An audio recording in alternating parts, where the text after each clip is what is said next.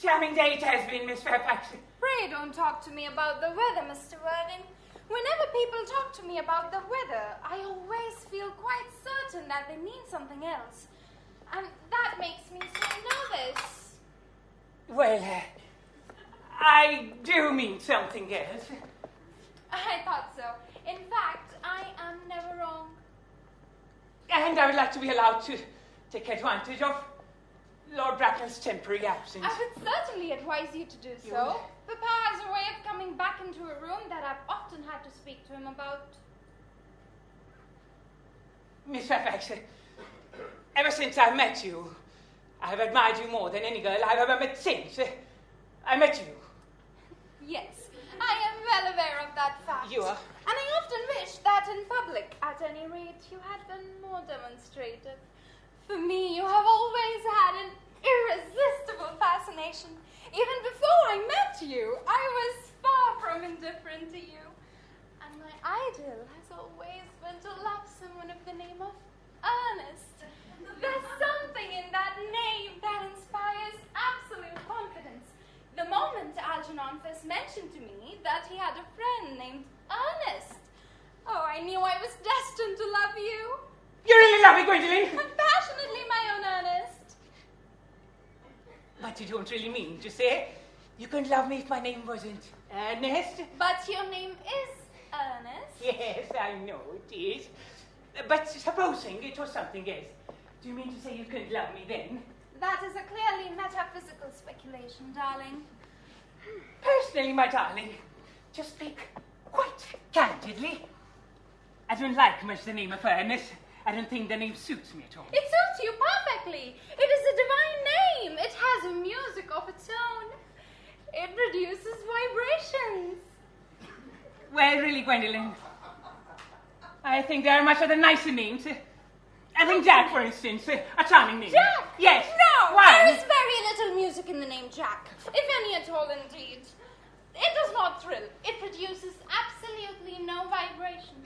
And I pity any woman who is married to a man named Jack, for probably she would never be allowed to know the entrancing pleasures of a single moment's solitude. Sincere apologies.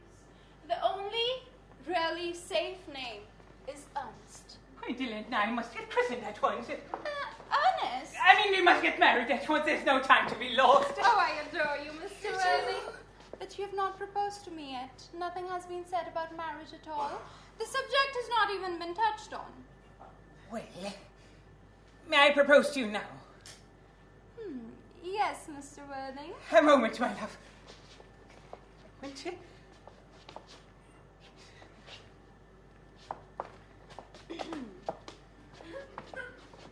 Yes.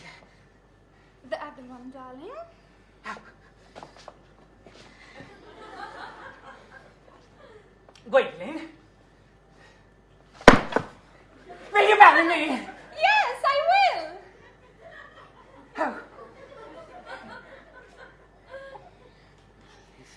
Of course I'll marry you, darling. How long have you been about it? I suppose you've had very little experience in how to propose. My own one. I have never loved anyone in the world but you. Yes, but men often practice to propose. Do they? Yeah, do, darling. But it's all right. Mr. Worthing! Rise, sir, from this semi-recumbent posture. It is most indecorous. Papa, I must beg you to retire. There's no place for you. And Mr. Worthing's not quite finished yet. Finished what, may I ask? Nothing. Mr. Worthing and I are engaged.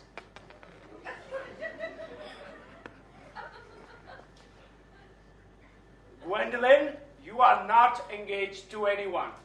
When you do become engaged, I or your mother, should I help permit her, will inform you of the fact.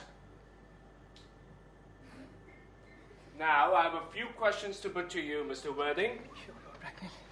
And while I'm making these inquiries, you, Gwendolen, will wait for me below in the carriage. Papa! In the carriage, Gwendolen!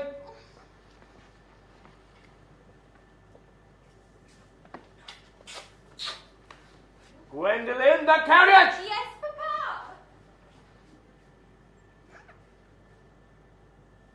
You may take a seat, Mr. Worthing.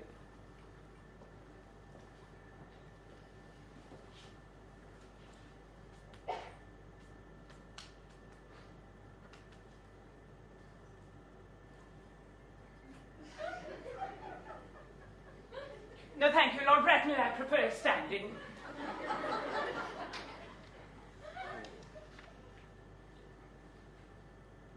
Well, I feel bound to tell you that you're not down on my list of eligible young men. However, I'm quite ready to enter your name, should your answers be what a really affectionate father requires. Now, do you smoke?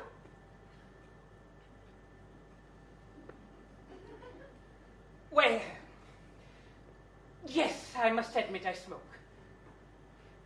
I'm glad to hear that. A man must always have an occupation of some kind. How old are you? 29. A very good age to be married at. Indeed. I've always been of opinion that a man who desires to get married should know either everything or nothing. Which do you know?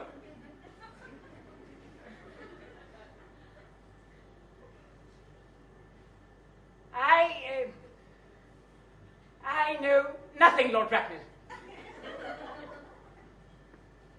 I'm very pleased to hear that. I do not approve of anything that tampers with natural ignorance. Ignorance is like a delicate, exotic fruit. Touch it, and the bloom is gone. The whole idea of modern education, it's radically unsound. What is your income? Between 7,000 and 8,000 a year. In land or in investments? In investments, chiefly. That is satisfactory. I have a country house with some land attached to it, of course. About 1,500 acres, I believe. But I don't depend on that for my real income. A country house? Yes. How many bedrooms? Well, that point can be cleared up afterwards. You do have a townhouse, I hope. A girl with a simple and unspoiled nature like Gwendolyn can hardly be expected to reside in the country. Well, I own a house in Belgrave Square. What number in Belgrave Square? 149. Beg your pardon. The unfashionable side. I thought that was something. However, that can all be altered. Do you mean the fashion or the side? Both, if necessary, I presume. Okay. Now, on to minor matters. Are your parents living? I've lost both my parents, Lord Bracknell.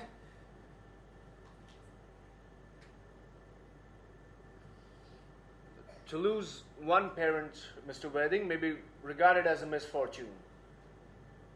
But to lose both sounds like carelessness.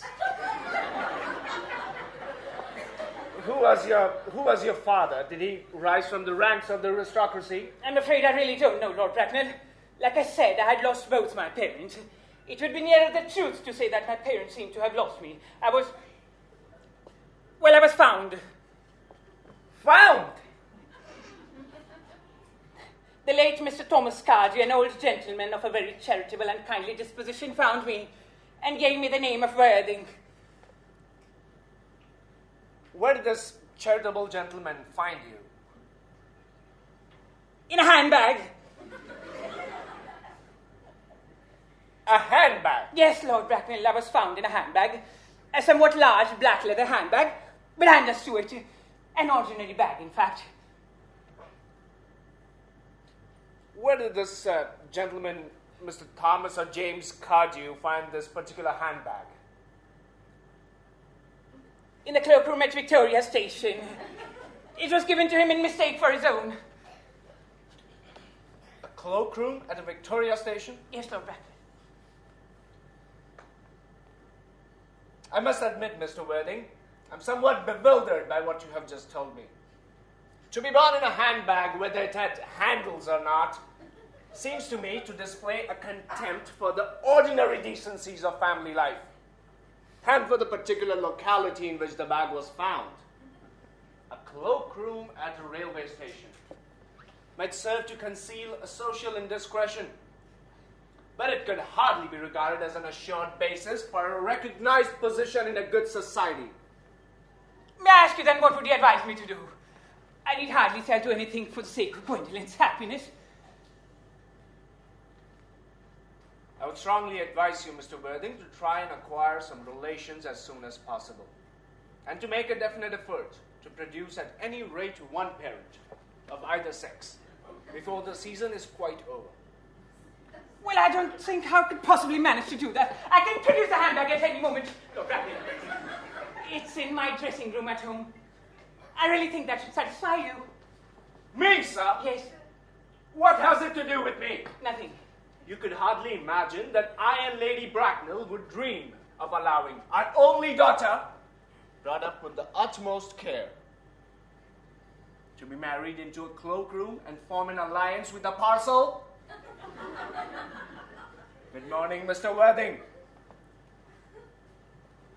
Good morning, Lord Bracknell.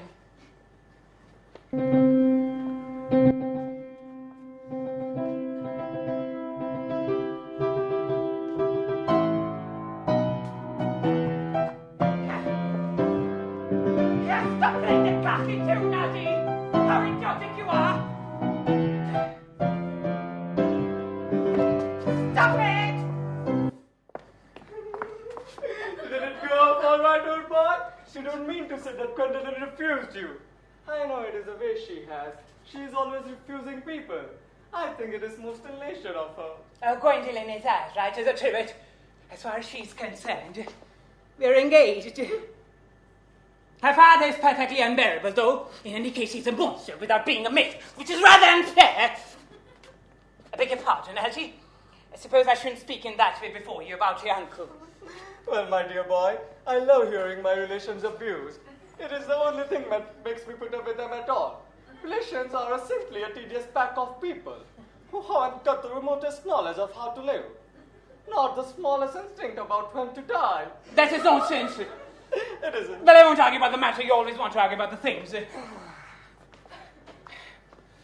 Upon my word, if I thought that, I would shoot myself. You don't think Gwendolyn would become like her father in about 150 years, do you, Algie? No. By the way, did you tell Gwendolyn the truth about you being earnest in town and Jack in the country? The truth isn't quite the sort of thing one tells to a sweet, refined girl like Gwendolyn. What extraordinary ideas you have to behave to a woman. The only way to behave to women is to make love to her. If she is pretty, and to someone else if she is plain. Nonsense. What about your brother? What about the profligate Ernest? Oh, by the end of the week I shall have got rid of him. I will say my poor brother Ernest, beg your pardon, got carried off suddenly in Paris by a severe chill. That gets rid of him. But I thought Miss Cardew was a little too much interested in your poor brother Ernest. Won't she feel his loss a good deal? That is all right. Cecily is not a silly romantic girl, I'm glad to say. She has a capital appetite, goes long walks, and pays no attention to her lessons at all. I would rather like to see Cecily. I will take very good care of it, that you never do. She's excessively pretty, and she's only just 18. Have you told Gwendolyn that you have an excessively pretty ward who is just 18? Algie, one doesn't blurt these things out to people. Gwendolyn and Cecily are certainly bound to be extremely great friends. I'll bet you anything you like after half an hour they're met, they'll be calling each other sister. Women only do that when they have called each other a lot of other things first. That is nonsense. Now, if you want a good table at Willis's, you must go and dress. Do you know it's nearly 7? It always is nearly 7. Well, I'm hungry. Well, I never knew you when you weren't. Miss Fairfax. Gwendolyn, upon my word. Algie, kindly turn your back. I have something very particular to say to Mr. Worthing. Really, Gwendolyn? I don't think I can allow this at all. Algernon, you always adopt a strictly immoral attitude towards life. You are not old enough for that. Oh, darling. Yes, my love. I'm afraid we will never get married. My own one. From the expression on Papa's face, I'm uncertain. Dear Gwendolyn. Oh, Ernest, your Christian name has an irresistible fascination.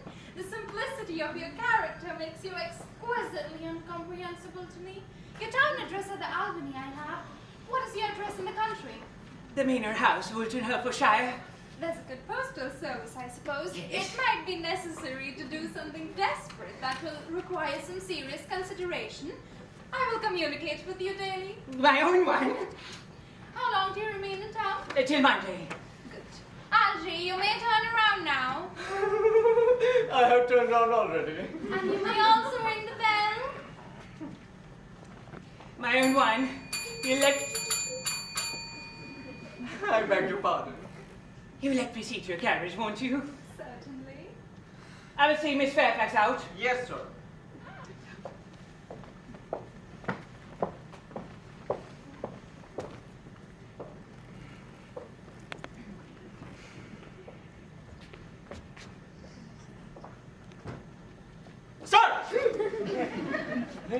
The bills.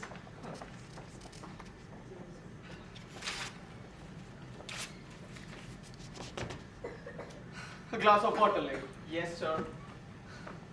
Ling, tomorrow I'm going Bunbury. Yes, sir. I shall probably not be back till Monday. Yes, sir. You can put up my dress clothes, my smoking jacket, and all the Bunbury suits. Yes, sir. I hope tomorrow will be a fine day, Ling. It never is, sir. Ling, you're a perfect pessimist. I do my best to give satisfaction, sir.